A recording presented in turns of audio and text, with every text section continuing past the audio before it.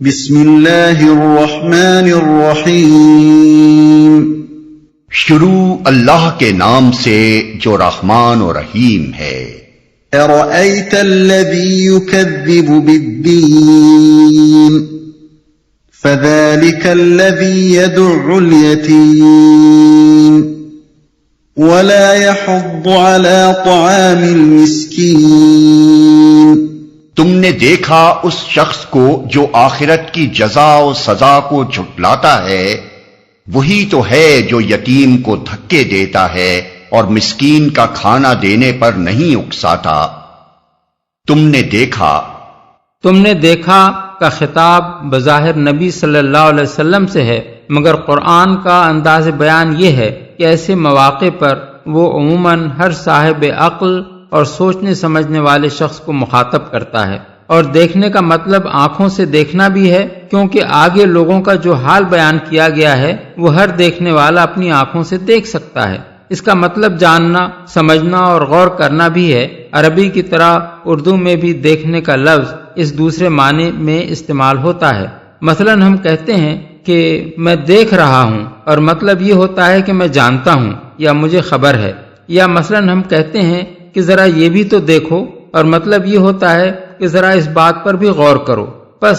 اگر لفظ ارأیتا کو اس دوسرے معنی میں لیا جائے تو آیت کا مطلب یہ ہوگا کہ جانتے ہو وہ کیسا شخص ہے جو جزا و سزا کو جھٹلاتا ہے، یا تم نے غور کیا اس شخص کے حال پر جو جزائے اعمال کی تکذیب کرتا ہے۔ جزا و سزا اصل میں یکذب بالدین فرمایا گیا ہے۔ الدین کا لفظ قرآن کی اصطلاح میں آخرت کی جزائے اعمال کے لیے بھی استعمال ہوتا ہے اور دین اسلام کے لیے بھی، لیکن جو مضمون آگے بیان ہوا ہے اس کے ساتھ پہلے معنی ہی زیادہ مناسبت رکھتے ہیں، اگرچہ دوسرے معنی بھی سلسلہ کلام سے غیر مطابق نہیں ہیں۔ ابن عباس نے دوسرے معنی کو ترجیح دی ہے اور اکثر مفسرین پہلے معنی کو ترجیح دیتے ہیں۔ اگر پہلے معنی لیے جائیں تو پوری صورت کے مضمون کا مطلب یہ ہوگا کہ آخرت کے انکار کا عقیدہ انسان میں یہ سیرت و کردار پیدا کرتا ہے، اور دوسرے معنی لیے جائیں تو پوری صورت کا مدعا دین اسلام کی اخلاقی اہمیت واضح کرنا قرار پائے گا، یعنی کلام کا مقصد یہ ہوگا کہ اسلام اس کے برعکس سیرت و کردار پیدا کرنا چاہتا ہے جو اس دین کا انکار کرنے والوں میں پائی جاتی ہے، جھٹلاتا ہے۔ انداز کلام سے محسوس ہوتا ہے کہ یہاں اس بات کا آغاز کرنے کا مقصد یہ پوچھنا نہیں ہے کہ تم نے اس شخص کو دیکھا ہے یا نہیں، بلکہ سامع کو اس بات پر غور کرنے کی دعوت دینا ہے کہ آخرت کی جزا و سزا کا انکار آدمی میں کس قسم کا کردار پیدا کرتا ہے، اور اسے یہ جاننے کا خواہش مند بنانا ہے کہ اس عقیدے کو جھٹلانے والے کیسے لوگ ہوتے ہیں، تاکہ وہ ایمان بالآخرت کی اخلاقی اہمیت کو سمجھنے کی کوشش کرے۔ وہی تو ہے۔ اصل میں فذالک الذی فرمایا گیا ہے۔ اس فقرے میں فے ایک پورے جملے کا مفہوم ادا کرتا ہے۔ اس کے معنی یہ ہیں کہ اگر تم نہیں جانتے تو تمہیں معلوم ہو کہ وہی تو ہے جو، یا پھر یہ اس معنی میں ہے کہ اپنے اسی انکار آخرت کی وجہ سے وہ ایسا شخص ہے جو یتیم کو دھکے دیتا ہے۔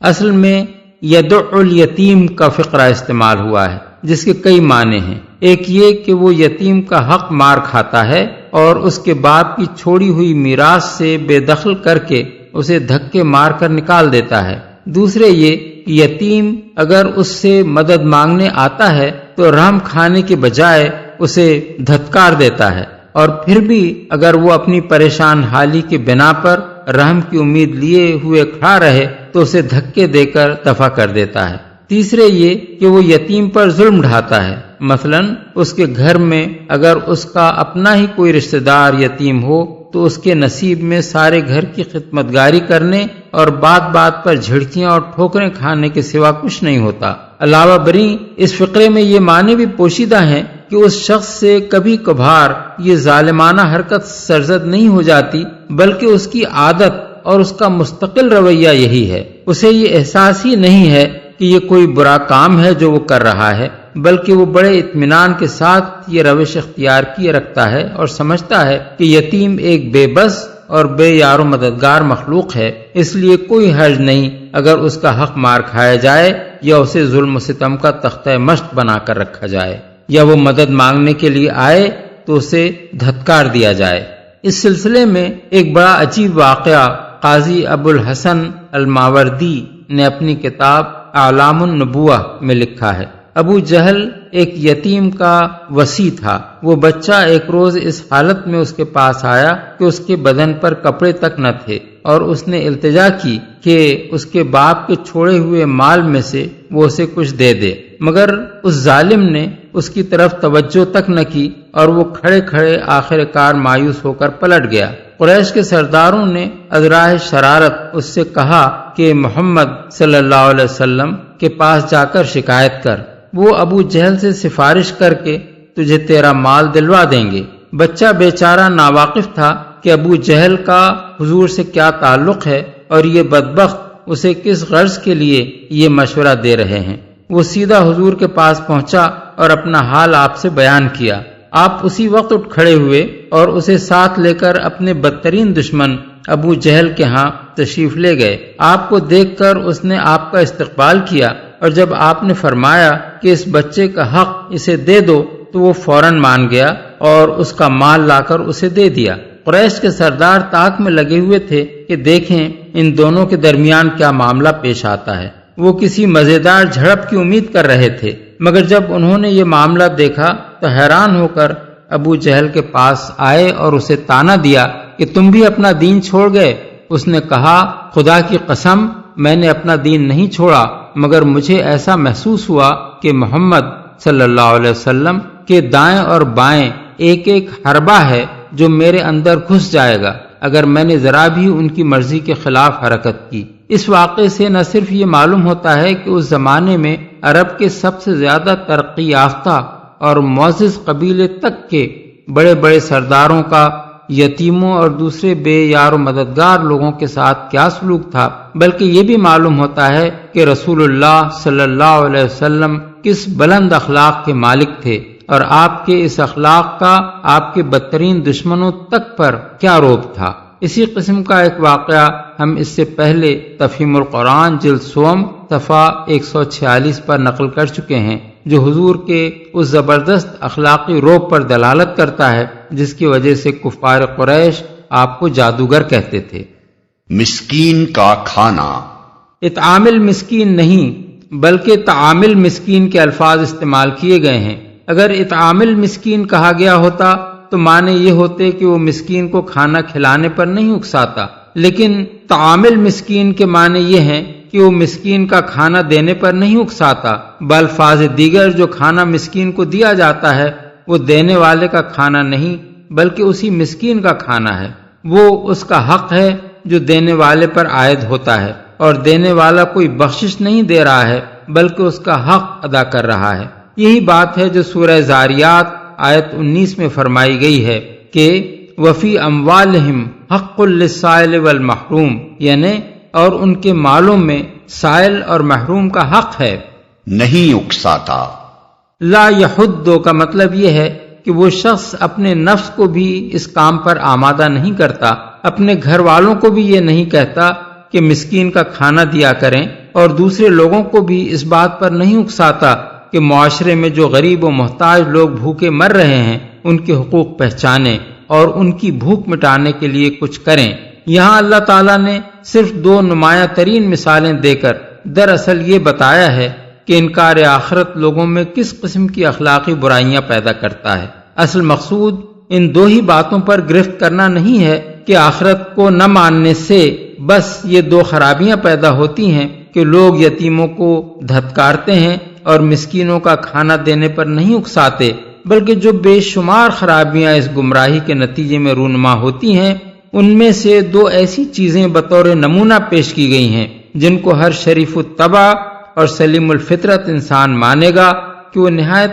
قبیح اخلاقی رذائل ہیں۔ اس کے ساتھ یہ بات بھی ذہن نشین کرنی مقصود ہے کہ اگر یہی شخص خدا کے حضور اپنی حاضری اور جواب دہی کا قائل ہوتا تو اس سے ایسی کمینہ حرکتیں سرزد نہ ہوتی کہ یتیم کا حق مارے، اس پر ظلم ڈھائے، اس کو دھتکارے اور مسکین کو نہ خود کھلائے نہ کسی سے یہ کہے کہ اس کا کھانا اس کو دو۔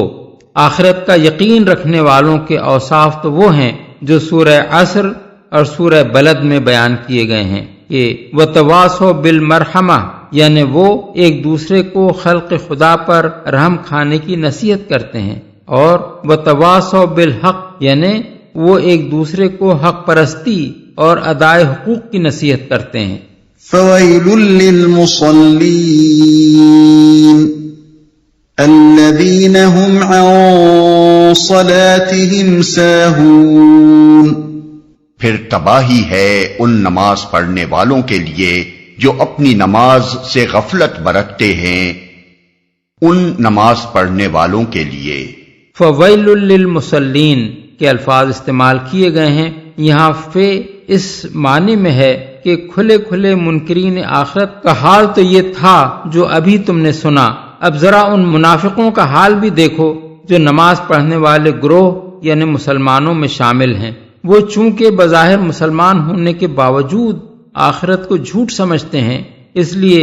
ذرا دیکھو کہ وہ اپنے لیے کس تباہی کا سامان کر رہے ہیں۔ مصلین کے معنی تو نماز پڑھنے والوں کے ہیں، لیکن جس سلسلہ کلام میں یہ لفظ استعمال ہوا ہے اور آگے ان لوگوں کی جو صفات بیان کی گئی ہیں ان کے لحاظ سے اس لفظ کے معنی در حقیقت نمازی ہونے کے نہیں بلکہ اہل صلاۃ یعنی مسلمانوں کے گروہ میں شامل ہونے کے ہیں۔ غفلت برتتے ہیں۔ فی صلاتہم ساہون نہیں کہا گیا بلکہ عن صلاتہم ساہون کہا گیا ہے۔ اگر فی صلاتہم کے الفاظ استعمال ہوتے تو مطلب یہ ہوتا کہ وہ اپنی نماز میں بھولتے ہیں، لیکن نماز پڑھتے پڑھتے کچھ بھول جانا شریعت میں نفاق تو درکنار گناہ بھی نہیں ہے، بلکہ سرے سے کوئی عیب یا قابل گرفت بات تک نہیں ہے۔ خود نبی صلی اللہ علیہ وسلم کو بھی کسی وقت نماز میں بھول لاحق ہوئی ہے اور حضور نے اس کی تلافی کے لیے سجدہ سہو کا طریقہ مقرر فرمایا ہے۔ اس کے برعکس عن صلاتہم ساہون کے معنی یہ ہیں کہ وہ اپنی نماز سے غافل ہیں، نماز پڑھی تو اور نہ پڑھی تو دونوں کی ان کی نگاہ میں کوئی اہمیت نہیں ہے، کبھی پڑھتے ہیں اور کبھی نہیں پڑھتے، پڑھتے ہیں تو اس طرح کہ نماز کے وقت کو ٹالتے رہتے ہیں، اور جب وہ بالکل ختم ہونے کے قریب ہوتا ہے تو اٹھ کر 4 ٹھونگے مار لیتے ہیں، یا نماز کے لیے اٹھتے ہیں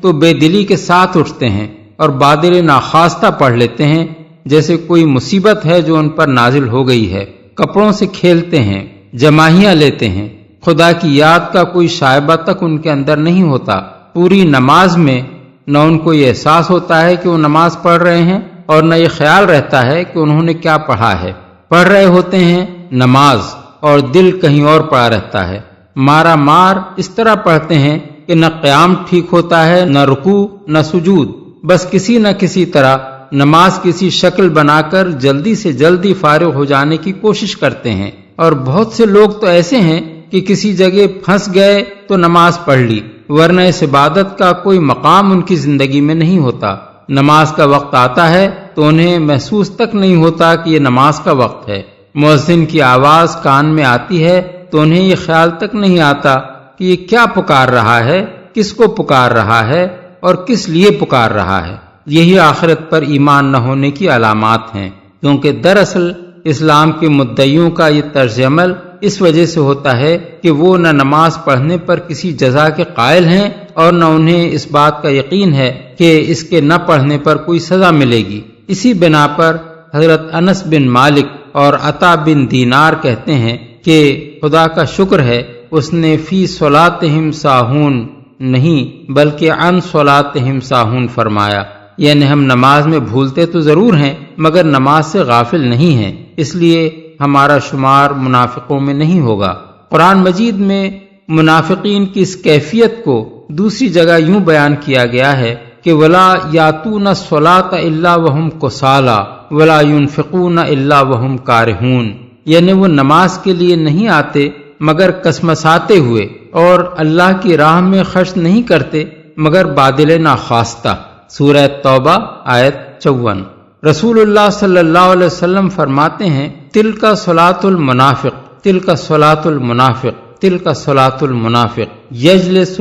یرقب الشمس حتی اذا کانت بین قرنی الشیطان قام فتقرأ اربعا لا یذکر اللہ فیہا الا قلیلا، یعنی یہ منافق کی نماز ہے، یہ منافق کی نماز ہے، یہ منافق کی نماز ہے۔ عصر کے وقت بیٹھا سورج کو دیکھتا رہتا ہے، یہاں تک کہ جب وہ شیطان کے دونوں سینگوں کے درمیان پہنچ جاتا ہے، یعنی غروب کا وقت قریب آ جاتا ہے، تو اٹھ کر 4 ٹھونگے مار لیتا ہے جن میں اللہ کو کم ہی یاد کرتا ہے۔ بحوالہ بخاری، مسلم اور مسند احمد۔ حضرت سعد بن ابی وقاص سے ان کے صاحبزادے مصعب بن سعد روایت کرتے ہیں کہ میں نے رسول اللہ صلی اللہ علیہ وسلم سے ان لوگوں کے بارے میں پوچھا تھا جو نماز سے غفلت برتتے ہیں۔ آپ نے فرمایا کہ یہ وہ لوگ ہیں جو نماز کو اس کا وقت ٹال کر پڑھتے ہیں۔ بروایت ابن جریر، ابو یعلا، ابن المنصر، ابن ابی حاتم، طبرانی فی الاوسط، ابن مردویہ، بہقی فی السنن۔ یہ روایت حضرت سعد کے اپنے قول کی حیثیت سے بھی موقوفاً نقل ہوئی ہے اور اس کی سند زیادہ قوی ہے۔ رسول اللہ صلی اللہ علیہ وسلم کے ارشاد کی حیثیت سے اس کی مرفوعاً روایت کو بہقی اور حاکم نے ضعیف قرار دیا ہے۔ حضرت مصعب کی دوسری روایت یہ ہے کہ انہوں نے اپنے والد ماجد سے پوچھا کہ اس آیت پر آپ نے غور فرمایا، کیا اس کا مطلب نماز کو چھوڑ دینا ہے، یا اس سے مراد نماز پڑھتے پڑھتے آدمی کا خیال کہیں اور چلا جانا ہے؟ خیال بڑھ جانے کی حالت ہم میں سے کس پر نہیں گزرتی؟ انہوں نے جواب دیا، نہیں، اس سے مراد نماز کے وقت کو ضائع کرنا اور اسے وقت ٹال کر پڑھنا ہے۔ بروایت ابن جریر، ابن ابی شیبہ، ابو یعلا، ابن المنصر، ابن مردویہ اور بہقی فی السنن۔ اس مقام پر یہ بات سمجھ لینی چاہیے کہ نماز میں دوسرے خیالات کا آ جانا اور چیز ہے، اور نماز کی طرف کبھی متوجہ ہی نہ ہونا اور اس میں ہمیشہ دوسری باتیں ہی سوچتے رہنا بالکل دوسری چیز۔ پہلی حالت تو بشریت کا تقاضا ہے، بلا ارادہ دوسرے خیالات آ ہی جاتے ہیں، اور مومن کو جب بھی احساس ہوتا ہے کہ نماز سے اس کی توجہ ہٹ گئی ہے تو وہ پھر کوشش کر کے اس کی طرف متوجہ ہو جاتا ہے۔ دوسری حالت نماز سے غفلت برتنے کی تعریف میں آتی ہے، کیونکہ اس میں آدمی صرف نماز کی ورزش کر لیتا ہے، خدا کی یاد کا کوئی ارادہ اس کے دل میں نہیں ہوتا۔ نماز شروع کرنے سے سلام پھیرنے تک ایک لمحے کے لیے بھی اس کا دل خدا کی طرف متوجہ نہیں ہوتا، اور جن خیالات کو لیے ہوئے وہ نماز میں داخل ہوتا ہے انہی میں مستغرق رہتا ہے۔ الذین هم یراءون ویمنعون الماعون، جو ریاکاری کرتے ہیں اور معمولی ضرورت کی چیزیں لوگوں کو دینے سے گریز کرتے ہیں، ریاکاری کرتے ہیں۔ یہ فقرہ ایک مستقل فقرہ بھی ہو سکتا ہے اور پہلے فقرے سے متعلق بھی۔ اگر اسے ایک مستقل فقرہ قرار دیا جائے تو اس کا مطلب یہ ہوگا کہ کوئی نیک کام بھی وہ خالص نیت کے ساتھ خدا کے لیے نہیں کرتے، بلکہ جو کچھ کرتے ہیں دوسروں کو دکھانے کے لیے کرتے ہیں تاکہ ان کی تعریف ہو، لوگ ان کو نیکوکار سمجھیں، ان کے کار خیر کا ڈھنڈورا دنیا میں پٹے اور اس کا فائدہ کسی نہ کسی صورت میں انہیں دنیا ہی میں حاصل ہو جائے۔ اور اگر اس کا تعلق پہلے فقرے کے ساتھ مانا جائے تو مطلب یہ ہوگا کہ وہ دکھاوے کی نمازیں پڑھتے ہیں۔ مفسرین نے بالعموم دوسرے ہی معنی کو ترجیح دی ہے، کیونکہ پہلی نظر میں یہی محسوس ہوتا ہے کہ اس کا تعلق پہلے فقرے سے ہے۔ ابن عباس فرماتے ہیں اس سے مراد منافقین ہیں جو دکھاوے کی نماز پڑھتے تھے، اگر دوسرے لوگ موجود ہوتے تو پڑھ لیتے اور کوئی دیکھنے والا نہ ہوتا تو نہیں پڑھتے تھے۔ دوسری روایت میں ان کے الفاظ یہ ہیں، تنہا ہوتے تو نہ پڑھتے اور علانیہ پڑھ لیتے تھے۔ بروایت ابن جریر، ابن المنصر، ابن ابی حاتم، ابن مردویہ اور بہقی فی الشعب۔ قرآن مجید میں بھی منافقین کی یہ حالت بیان کی گئی ہے کہ وَإِذَا قَامُوا إِلَى الصَّلَاةِ قَامُوا كُسَالَىٰ يُرَاءُونَ النَّاسَ وَلَا يَذْكُرُونَ اللَّهَ إِلَّا قَلِيلًا، یعنی اور جب وہ نماز کے لیے اٹھتے ہیں تو کسمساتے ہوئے اٹھتے ہیں، لوگوں کو دکھاتے ہیں اور اللہ کو کم ہی یاد کرتے ہیں۔ سورہ النساء آیت 142۔ معمولی ضرورت کی چیزیں، اصل میں لفظ معون استعمال ہوا ہے۔ حضرت علی ابن عمر سعید بن جبیر، قتادہ، حسن بصری، محمد بن حنفیہ، ضحاک، ابن زید، اکرمہ، مجاہد، عطا اور زہری رحمہم اللہ کا قول یہ ہے کہ اس سے مراد زکوٰۃ ہے۔ ابن عباس، ابن مسعود، ابراہیم نخعی، ابو مالک اور بہت سے دوسرے حضرات کا قول ہے کہ اس سے مراد عام ضرورت کی اشیاء مثلا ہنڈیا، ڈول، کلہاڑی، ترازو، نمک، پانی، آگ، چخماق جس کی جانشین اب دیا سلائی ہے وغیرہ ہیں،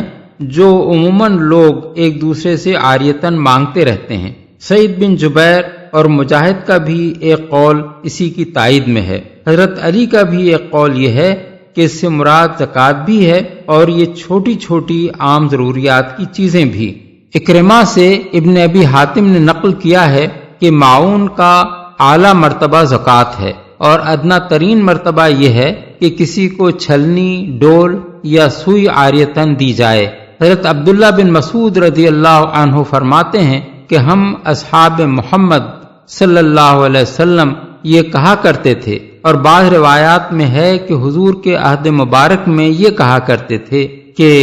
معاون سے مراد ہنڈیا، کلہاڑی، ڈول، ترازو اور ایسی دوسری چیزیں مستعار دینا ہے۔ بروایت ابن جریر، ابن ابی شیبہ، ابو داود، نسائی، بزار، ابن المنذر، ابن ابی حاتم، طبرانی فی الاوسط، ابن مردویہ، بیہقی فی السنن۔ سعد بن عیاض ناموں کی تصریح کے بغیر قریب قریب یہی قول رسول اللہ صلی اللہ علیہ وسلم کے صحابہ سے نقل کرتے ہیں، جس کے معنی یہ ہیں کہ انہوں نے متعدد صحابہ سے یہ بات سنی تھی۔ بروایت ابن جریر، ابن ابی شیبہ،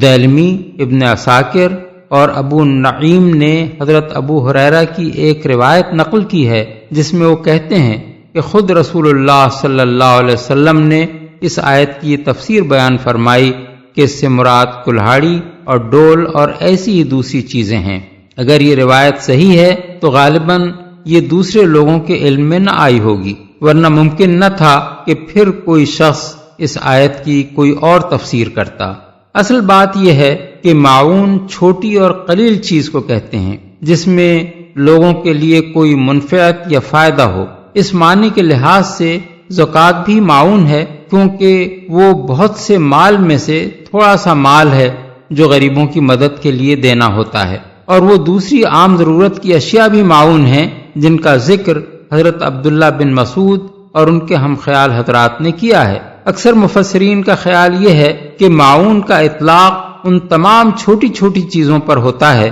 جو عادتاً ہمسائے ایک دوسرے سے مانگتے رہتے ہیں۔ ان کا مانگنا کوئی ذلت کی بات نہیں ہوتا، کیونکہ غریب اور امیر سبھی کو کسی نہ کسی وقت ان کی ضرورت پیش آتی رہتی ہے۔ البتہ ایسی چیزوں کو دینے سے بخل برتنا اخلاقاً ایک ذلیل حرکت سمجھا جاتا ہے۔ عموماً ایسی چیزیں بجائے خود باقی رہتی ہیں اور ہمسایہ ان سے کام لے کر انہیں جوں کا توں واپس دے دیتا ہے۔ اسی معاون کی تعریف میں یہ بھی آتا ہے کہ کسی کے ہاں مہمان آ جائیں اور وہ ہمسائے سے چارپائی یا بستر مانگ لے، یا کوئی اپنے ہمسائے کے تنور میں اپنی روٹی پکا لینے کی اجازت مانگے، یا کوئی کچھ دنوں کے لیے باہر جا رہا ہو اور حفاظت کے لیے اپنا کوئی قیمتی سامان دوسرے کے ہاں رکھوانا چاہے۔ بس آیت کا مقصود یہ بتانا ہے کہ آخرت کا انکار آدمی کو اتنا تنگ دل بنا دیتا ہے کہ وہ دوسروں کے لیے کوئی معمولی ایثار کرنے کے لیے بھی تیار نہیں ہوتا۔